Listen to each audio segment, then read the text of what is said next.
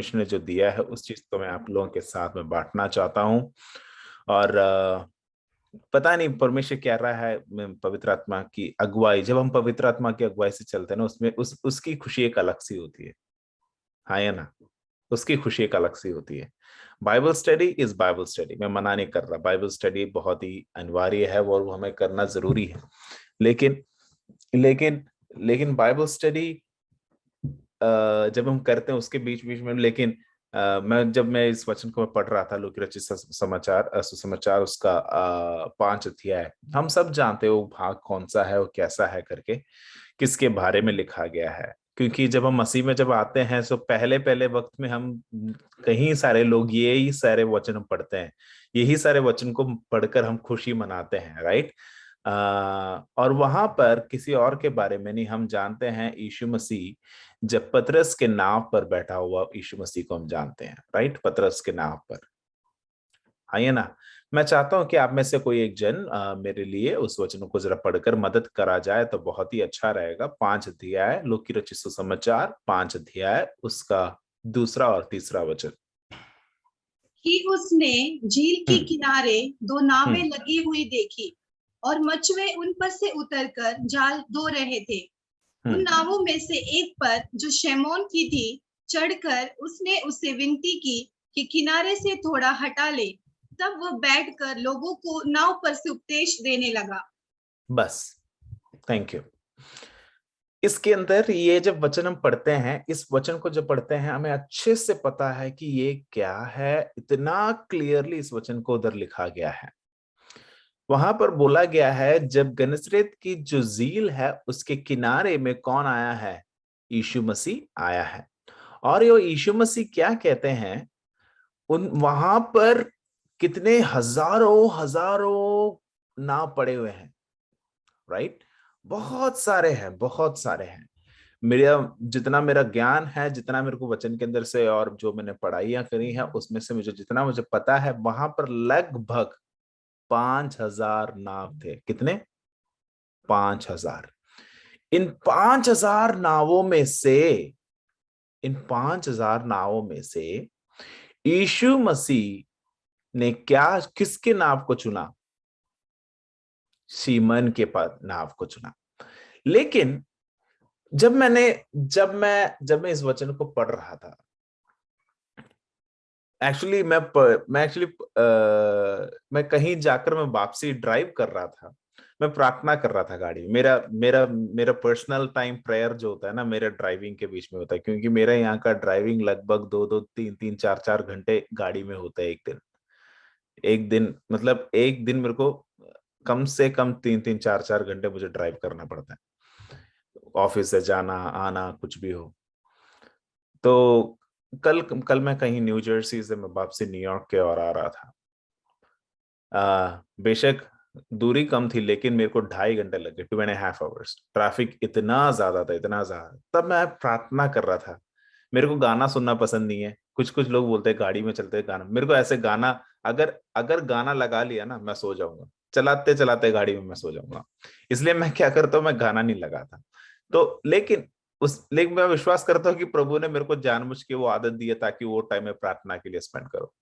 तो मैं प्रार्थना कर रहा था, जैसे प्रार्थना करते करते करते मैंने अपने कई सारी चीजों को परमेश्वर के संगति में रखा, परमेश्वर के सामने रखा। रखते रखते रखते एक विषय मैंने प्रभु से बोला, प्रभु तेरी इच्छा पूरी हो, तेरी इच्छा पूरी हो, तू जानता है कि लेकिन मैं प्रार्थना इसलिए कर रहा था, जो लोग भी मेरे से बात करते हैं ना, जो लोग मेरे को बुलाते हैं, जो लोग मेरे को बोलते हैं, वो लोग सबके सब क्या कर रहे हैं, दूर खड़े के बोल रहे, बेटा जरूर प्रभु अद्भुत कार्य करेगा, बेटा प्रभु जरूर करेगा करेगा करेगा। लेकिन ये सब चीजें सुन के अंदर ही अंदर से हमें खुशियां तो होती है, लेकिन क्या है, जल्दी ये वचन मेरे मन में आया। मैंने जल्दी गाड़ी धीरे धीरे चल रहा था जो नियम के विरुद्ध है। उसके बावजूद भी मैंने फोन में जल्दी से जल्दी ये वचन को उठाया, मैंने वचन को जरा पढ़ना शुरू करा। जैसे वचन पढ़ना शुरू करा, वहां पर व्यक्त रीति से एक चीज लिखा है, शीमन पतरस के नाव क्या था? खाली था। हाँ ये ना, शीमन पतरस के नाव खाली था। और ये नाव खाली होने का कारण भी ऐसा नहीं है कि उसने परिश्रम नहीं करा। उसने जरूर क्या करा है, परिश्रम जरूर करा है, लेकिन उसके बावजूद भी उसको कुछ भी नहीं मिला। जल्दी मेरे मन में एक चीज आया, यही गन्नसरेत के झील में लगभग कितने नाव पड़े हैं? 5,000 नाव पड़े हैं। और जब हम समुद्र के बारे में जब पढ़ते हैं, जब सीखते हैं, कुछ कुछ दिन क्या होता है, मछलियां क्या नहीं करती, पानी के ऊपर नहीं आती, राइट? मछलियां पानी के ऊपर नहीं आती। तो उस वक्त जो भी मछली पकड़ने जाते हैं, उन लोगों को क्या नहीं मिलेगा, मछली नहीं मिलेगा। कारण क्या है? क्योंकि जहां जिस जिस पोजीशन में मछलियां आना होता है, वो मछलियां नहीं आती।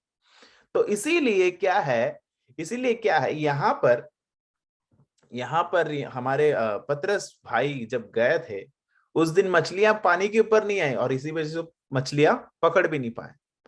तो लगभग ये जो 5,000 नाव में से मानो कम से कम 3,000 नाव कहां गया था, मच्छी पकड़ने के लिए गया होगा। ये मेरा एक सोच है, अनुमान है।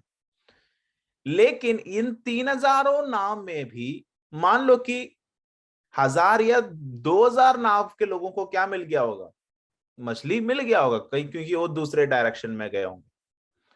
लेकिन पतरस के साथ केवल सीमोन अकेला नहीं गया था, सीमोन के साथ और भी लोग थे, और भी नाव थे, लेकिन उनमें से किसी को क्या नहीं मिला, मछली नहीं मिला। और वचन में लिखा है, व्यक्त रीति से लिखा है, गन्नसरेत के झील के पास जब कौन आया, यीशु मसीह आया, उसने किसके नाव को चुना? सबसे पहला मेरे को स्ट्राइक वहां करा, उन्होंने किसके नाव को चुना? सीमन पतरस के नाव को। अब दूसरी चीज, क्या सीमन पतरस विश्वासी था? क्या सीमन पतरस यीशु को जानता था? क्या सीमन धर्मी था? क्या सीमन हर एक चीजों में अच्छे कर्मों को करता था? सीमोन की एक कोई क्वालिटी नहीं थी। लेकिन वहां पर और भी लोग थे जो यीशु मसीह को जानते थे, और भी नाव के जो जो जो जो मालिक लोग थे, यानी कि मालिक या मालकिन थे, जो यीशु को जानते थे, जिन्होंने यीशु के बारे में जानकारी ली है। लेकिन वहां पर कोई भी किसी के नाव पर कौन नहीं चढ़ा? यीशु नहीं चढ़ा। यीशु ने आकर सीधा एक कर बोला, शीमन पतरस के नाव पर। मेरे प्रियो, एक प्रचारक जब प्रचार करता है, वो कभी भी दूसरों के हृदय के अंदर बैठ के प्रचार नहीं करता, राइट? मान लो कि आप मेरे को सुन रहे हैं, आप लोग, मैं प्रचार में जरूर कर सकता हूं। आज एक बाइबल स्टडी नहीं है, मैं जानता हूं है, आज मैं विश्वास करता हूं कि पवित्र आत्मा आपके हृदय से बात करना चाहता है, ठीक है? मैं दूर बैठकर मैं बात तो जरूर कर सकता हूं, लेकिन मैं आपके अंदर नहीं आ सकता, राइट? यस और नो? मैं आपकी शून्यता के बारे में बोल सकता हूं, लेकिन आपकी शून्यता के साथ मैं नहीं रह सकता। आपकी कमजोरियों के बारे में मैं बोल कर दे सकता हूं, लेकिन मैं आपकी कमजोरियों को सुझाने के लिए मैं आपके साथ नहीं रह सकता। लेकिन यीशु मसीह ने सबसे पहला जो शून्य नाव था, उस नाव के अंदर वो चढ़ा। सबसे प्रथम यीशु मसीह ने दूसरे कुछ भी करने से पहले, सुसमाचार बोलने से पहले, बाकी हर एक चीजों के बारे में बताने से पहले, सबसे पहले what he did, he entered the boat, entered in the boat, right?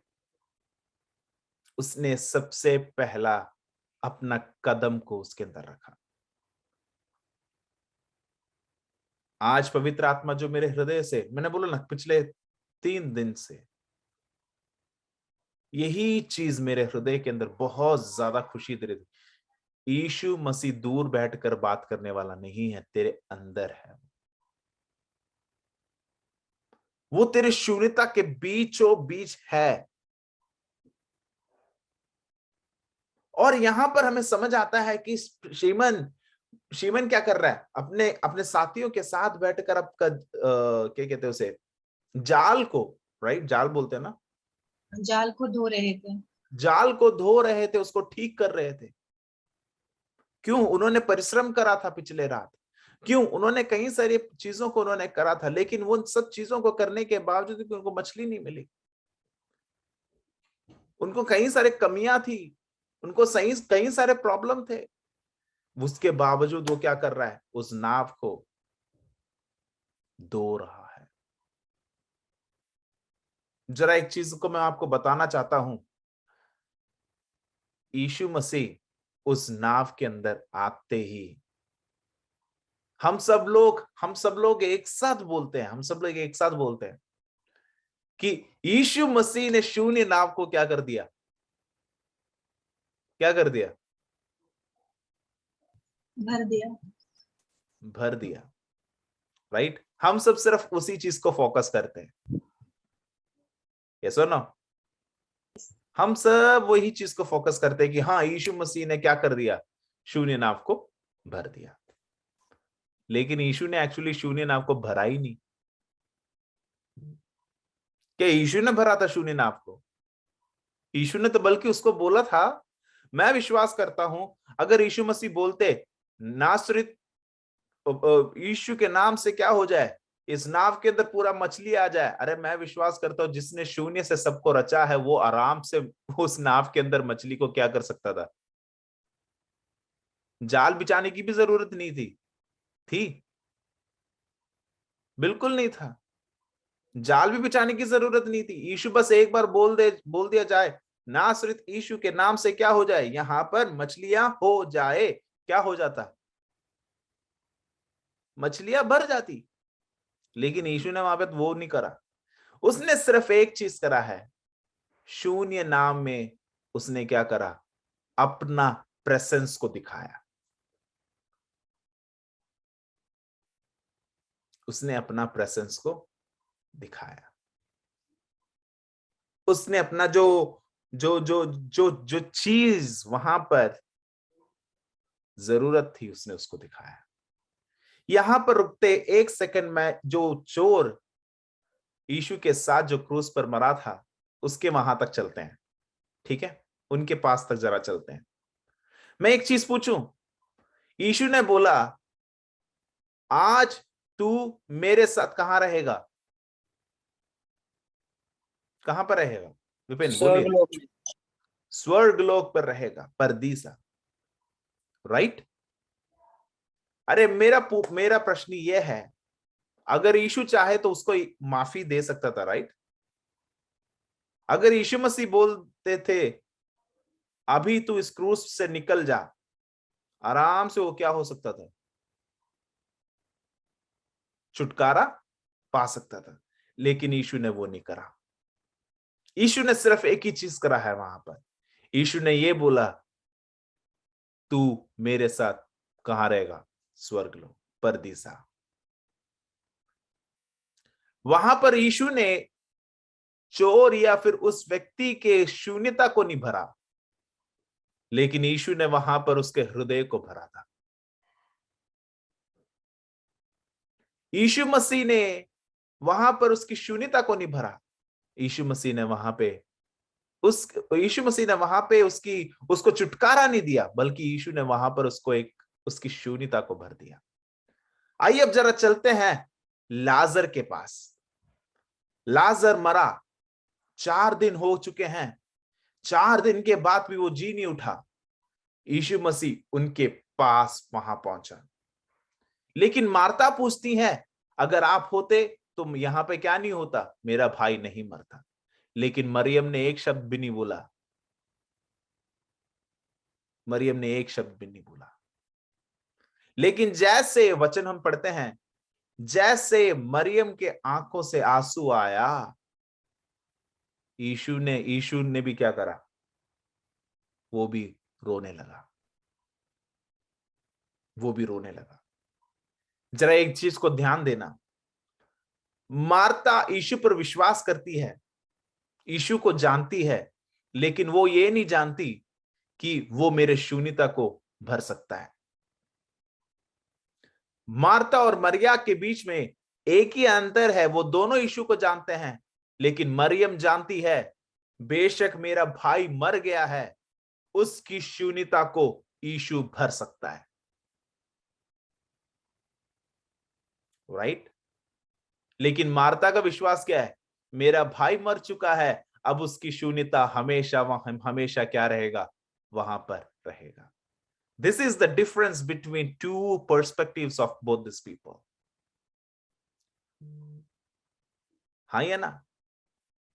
हमसे भी प्रभु यही पूछता है, आप किस प्रकार विश्वास कर रहे हो?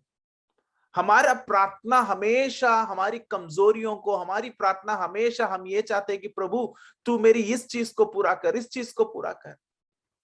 लेकिन मरियम की प्रार्थना यह है, मरियम विश्वास ये करती है, मेरा भाई मर चुका है, मैं जानती हूं, आई नो, मैं जानती हूं, लेकिन उसको जानने के साथ साथ मैं एक चीज को जानती हूं, मेरा भाई लाजरस चाहे मर भी जाए, उसकी शून्यता को, उस स्पेस को कौन पूरा कर सकता है? वो मेरा यीशु मसीह पूरा कर सकता है। That is the point.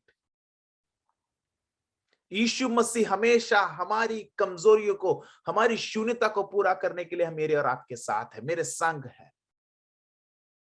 जरा मैं वापसी जल्दी में आना चाहता हूं पतरस के नाव में। 5000 नाव वहां पड़े थे, 5000 से अधिक नाव थे, उसके अंदर से लगभग 1000 नावों में कुछ भी नहीं मिला, लेकिन यीशु ने पतरस के नाव को क्यों चुना? आमीन। यीशु वहां पर आया। अब मैं आपको जरा उसको प्रूफ करके दिखाना चाहता हूं उसी वर्ड में, सिर्फ 2, 3 and 4 verses. I'm just going to take 3 verses from that particular chapter. यीशु मसीह उस नाव के अंदर चढ़ा। चढ़ने के बाद यीशु ने ये बोला, तू क्या कर, हल्का सा इस नाव को किनारे से हटा। राइट? हल्का सा नाव को किनारे से हटा। हटाने के बाद ना पतरस यीशु को जानता है, ना सीमोन यीशु को इतना अच्छे से जानता है। वो जानता है कि ये कौन है, यीशु है। वो जानता है कि अद्भुत कार्य कर चुका है, रोगों को चंगा देता है, सब कुछ। और वहां पर लिखा गया है, उसके पहले पद में लिखा गया है कि वहां पर बहुत बड़ी एक झुंड क्या है ऑलरेडी है। और यीशु मसीह इस झुंड से क्या कर रहा है? बात कर रहा है। और पतरस क्या कर रहा है? सीमन और उसके चेले साथी क्या कर रहे हैं? जाल को धो रहे हैं, ठीक कर रहे हैं। अब मेरा प्रश्न, यीशु मसीह चाहता था, अगर वो चाहे तो उसी सेकंड उसका नाव पूरा भर जाता। यीशु ने वो नहीं करा। यीशु वहां बैठकर सुसमाचार प्रचार करना शुरू करा। यीशु ने वहां बैठकर उसकी बातों को बताना शुरू करा। और आगे क्या हुआ हमें अच्छे से पता है, हमें व्यक्त रीति से, स्पष्ट रीति से पता है। यीशु जब बोल रहा था, हम लोग वहां पे सीखते हैं, उसके ग्रीक ट्रांसलेशन, उसके दूसरे ट्रांसलेशन उसको जब पढ़ते हैं, वहां पर लिखा गया है वो लोग जाल को ठीक कर रहे थे। क्या कर रहे थे? ठीक कर रहे थे। यानी कि जो उसका जो नोट्स है, जो टूट गया था, उन सारे नोट्स को वो क्या कर रहे हैं? ठीक कर रहे हैं। तो मैंने सोचा कि यार, बस यीशु मसीह ये भी कह सकता था कि वो क्या लिखित, सिर्फ जो जिन्होंने लिखा है वो सिर्फ ऐसा लिख सकते थे कि ये क्या कर रहा था? धो रहा था, मामला खत्म। लेकिन इसके दूसरे ट्रांसलेशन में इतने क्लियरली क्यों लिखा है कि वो अपने जाल को ठीक कर रहे थे? अब जाल को ठीक करना, यीशु मसीह का प्रचार करना, इन दोनों चीजों को एक ही स्टेटमेंट में लाने के बीच में कुछ ना कुछ तो कारण होगा। हाँ या ना? यस और नो? कुछ ना कुछ तो कारण होगा। वो कारण क्या है? जरा सोचने लगा मैं, प्रार्थना करने लगा, प्रभु के सामने अपने आप को समर्पण करके प्रार्थना करने लगा। तब जाके प्रभु ने एक छोटा सा एक अनुभव जो मेरे हृदय में दिया था। असलियत में यीशु मसीह वहां पर क्या नहीं कर रहा था? वो वहां पर अद्भुत कार्य के बारे में प्रचार नहीं कर रहा था, बल्कि यीशु मसीह वहां पर अपने जाल को ठीक करने के बारे में प्रचार कर रहा था। यीशु मसीह का प्रचार वहां पर दूसरे लोगों के लिए एक बहुत बड़ी चमत्कारी प्रचार नहीं चल रहा था। यीशु मसीह वहां पर जो जो जाल फटे थे, जो जो पोर्शंस फटे थे, जहां जहां पर भी चोट लग गई थी, जहां जहां पर भी कमजोरियां थी, उन सारे कमजोरियों को ठीक करने के लिए कौन बोल रहा था? यीशु मसीह का प्रचार वहां पर उनको याद दिला रहा था। बेशक लिखित जिन्होंने लिखा है उन्होंने जाल ठीक करने के बारे में वहां पर इसलिए लिखा है, जो परमेश्वर ने जो दर्शन जो मुझे दिया है वो ये है, जो जो जो जो प्रकाशित जो परमेश्वर ने जो वचन से जो प्रकाशित जो मुझे किया है वो ये है, वो असलियत में लोगों के दिल की चोट को वो ठीक कर रहा था। रोगियों को वहां पर वो शिफा दे रहा था।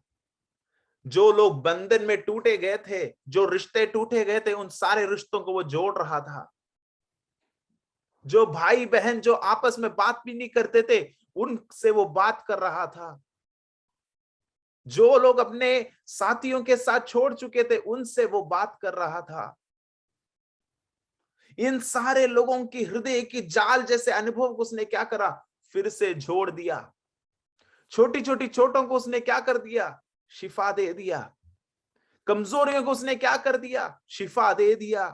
पतरस बोलता है, यीशु मसीह जानता है कि अगले सेकंड में पतरस ये बोलेगा कि मैं पापी हूं परमेश्वर, लेकिन वो बोलने से पहले ही, उसके बोलने से पहले ही उसकी हृदय की जो भी कमजोरियां हैं, उन सारे कमजोरियों को यीशु ने सुसमाचार के दौरान उसको क्या कर दिया?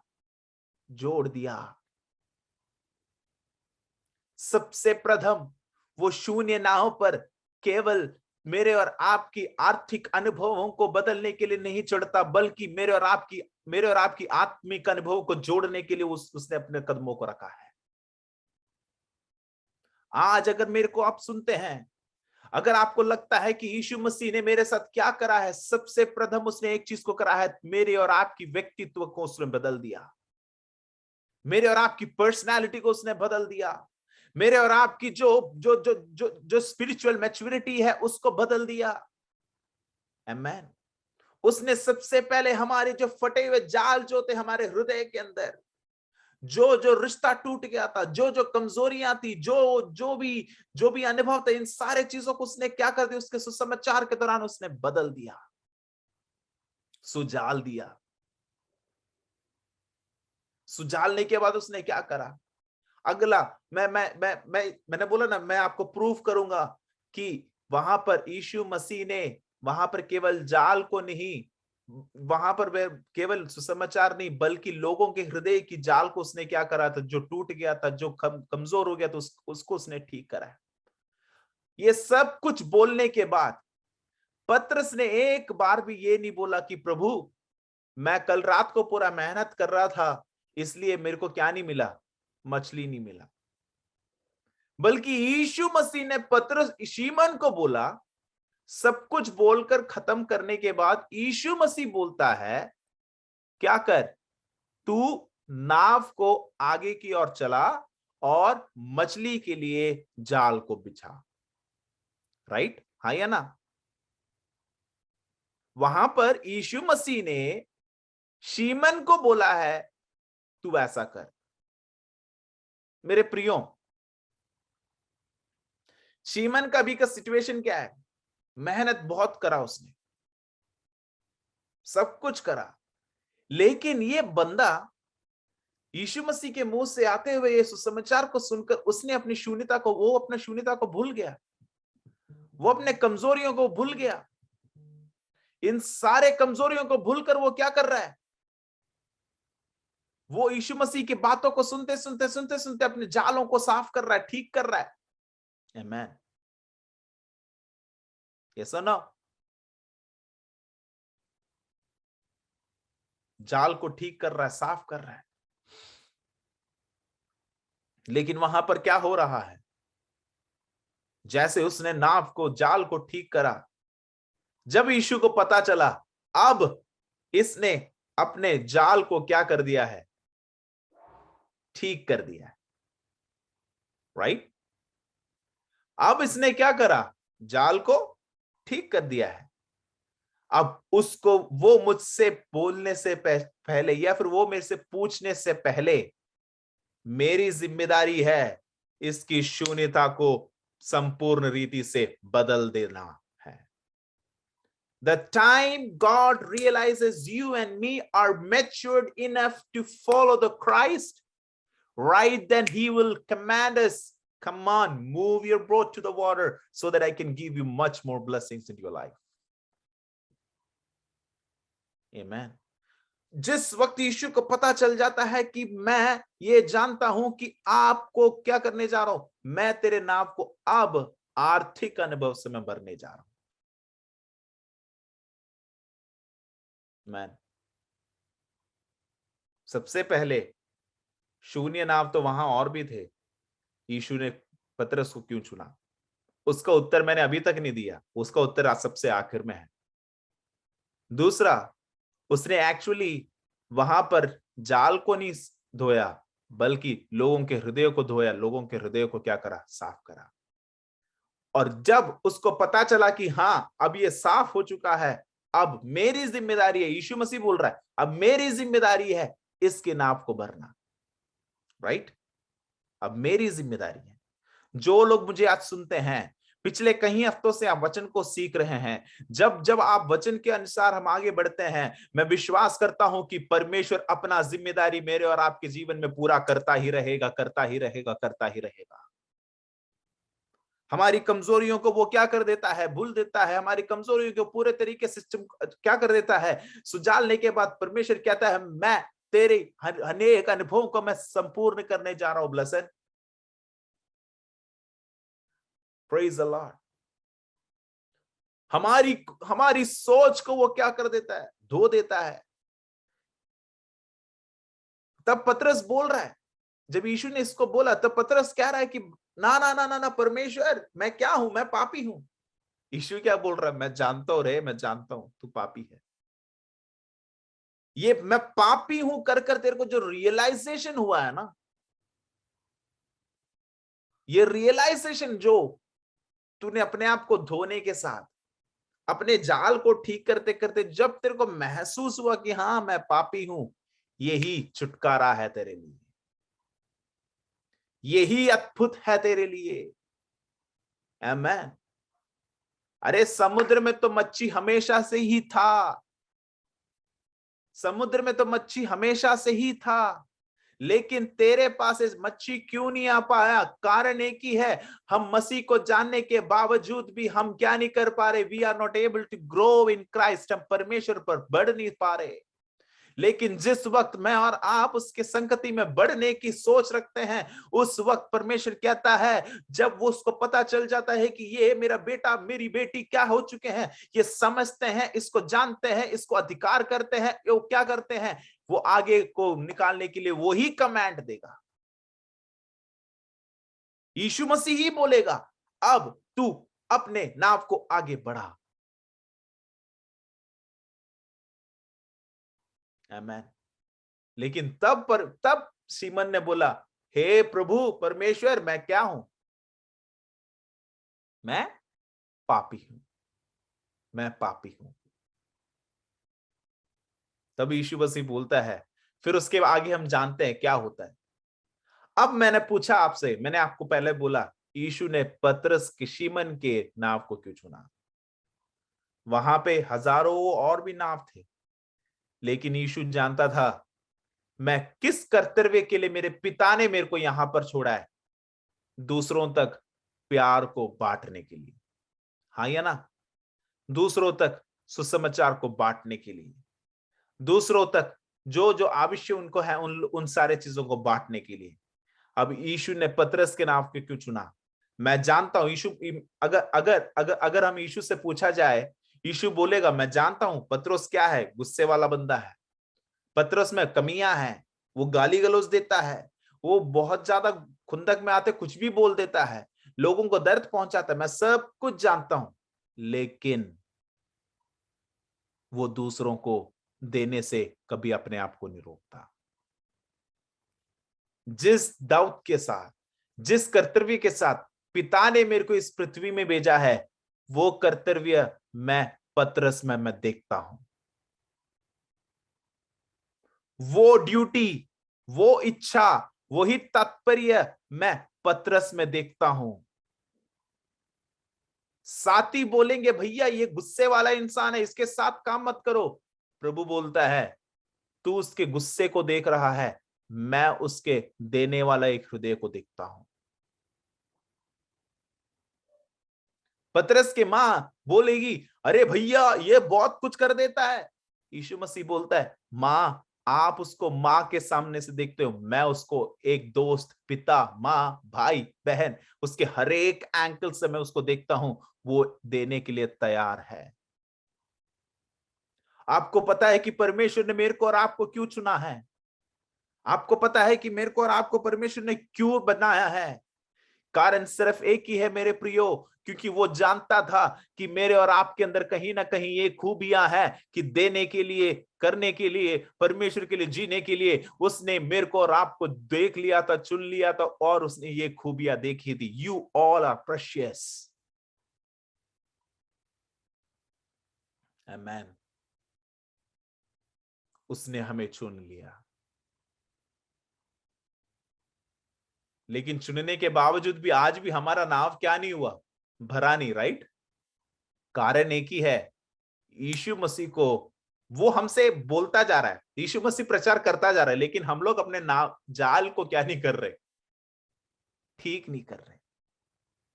जिस वक्त तुम ठीक करोगे, जिस वक्त तुम उसको सजाओगे, जिस वक्त उसको सुजालोगे, अगले सेकंड यीशु खुद बोलेगा तुम अपने नाव को क्या कर, पानी की ओर निकाल।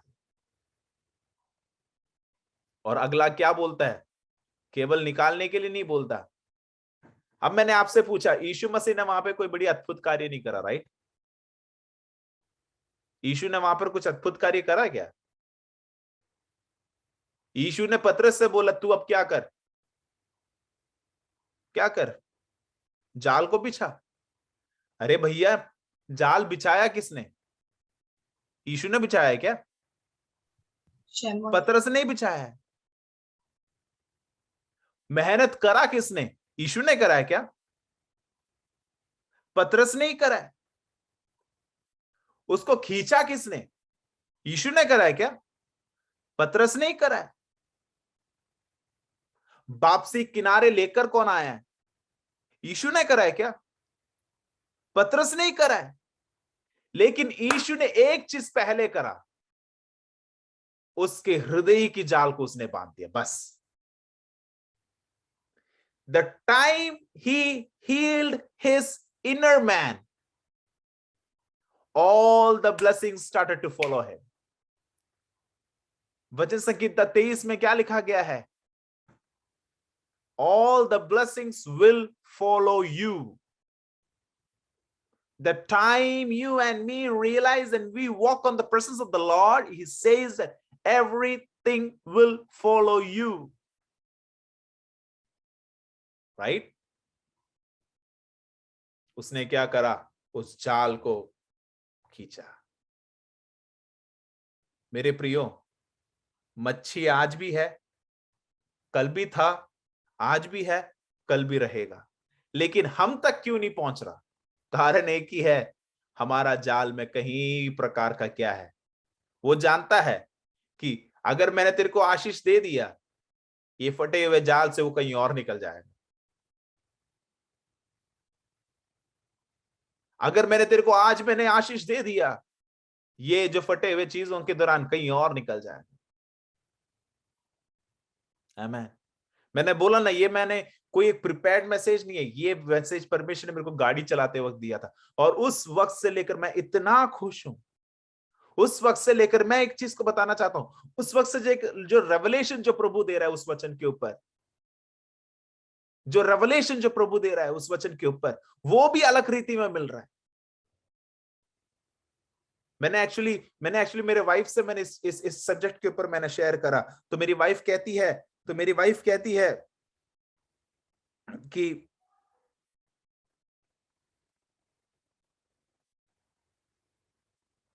मेरी वाइफ कहती है कि मैंने काफी वो, मेरे ख्याल से 26 कितने साल की है, 28 साल की है, 28 वर्ष से वचन सुनती आ रही है।